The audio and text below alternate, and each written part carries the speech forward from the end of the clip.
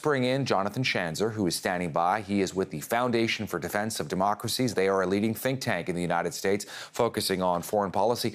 What do you make of this, Jonathan, and sort of how this plays out? It kind of seems like a question of which one of these two men, Trump or Erdogan, is going to blink first. Well, certainly, I think you've got two very obstinate men who are squaring off against one another. I think it's important to understand the context, though, and that is that Turkey has really, I think, been unraveling as an American ally for quite some time. We've been hearing around Washington the frustrations of some of the European diplomats who've complained about Turkey's behavior in recent years. From the U.S. perspective, we have seen a decline in democracy there, a crackdown on human rights and journalists. In fact, Turkey is one of the leading jailers, international jailers in the world. They supported Iran during its nuclear drive. They are a headquarters for Hamas. In other words, when one looks at this alliance, it's been on shaky ground for quite some time. Then insert a president like Donald Trump, and you can get an understanding of why things have dropped so precipitously over the last several months. It seems likely as well that in any sort of economic fight, Jonathan, Turkey is going to lose against the United States, as many countries would as well. Why would you do this then, if you're looking at the motivation of the Turkish leader? I mean, Erdogan, he seems to be saying, again, a national struggle. He seems to be trying to wrap himself in the Turkish flag, as he often does.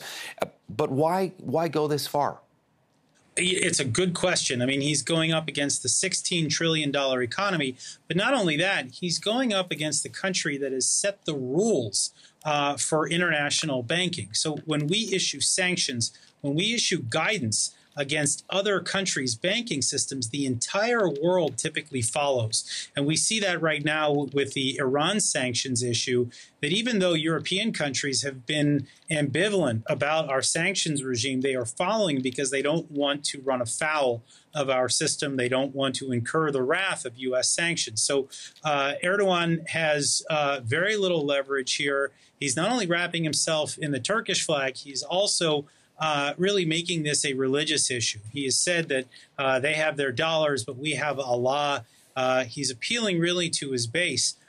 This may garner him some popularity among his Islamist voters, but I think, as you indicate, this is a losing battle, and one where I think the Turkish economy is going to suffer significantly, and the greatest casualty could, in the end, be Erdogan himself. You talk about this rising authoritarianism as well, Jonathan, that we've been seeing in Turkey, crackdown on the press, crackdown on political freedoms, as Erdogan has basically become, if not a dictator, he really is a one-man band to a large extent nowadays in Turkey.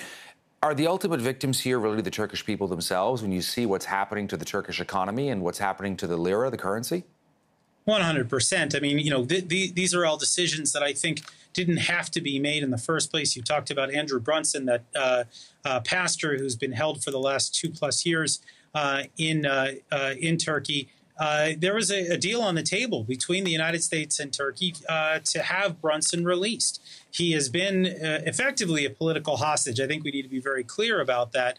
And Erdogan has no reason to keep him, yet has decided to do so, thereby incurring the wrath of Donald Trump. We've seen sanctions now imposed on two of Erdogan's top ministers, and now some of these trade restrictions as well. These were all unforced errors, in my opinion, and Erdogan himself is not likely to pay for this for some time. It is the people of Turkey, as you suggest, who are now going to have a harder time affording basic staples in their economy. The lira is just shedding value day after day. And that obviously doesn't bode well for economic or political stability. And I keep waiting, Jonathan, to see the headline, Turkey to pull out of NATO. I mean, do you think that is a possibility? Well, look, Turkey has been flirting with this for some time. They've been indicating that they're interested in joining the Shanghai Cooperation Council at one point.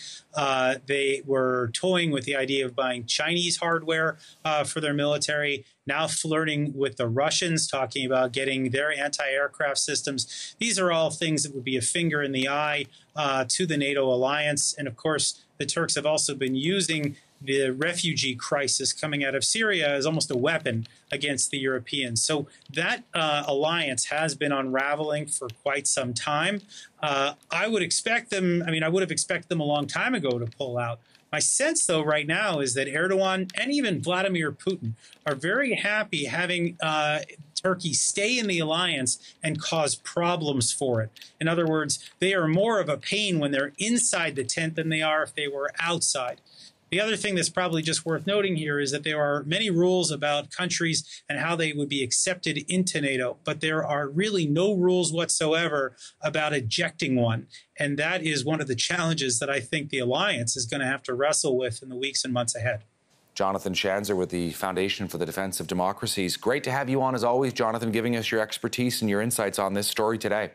Anytime.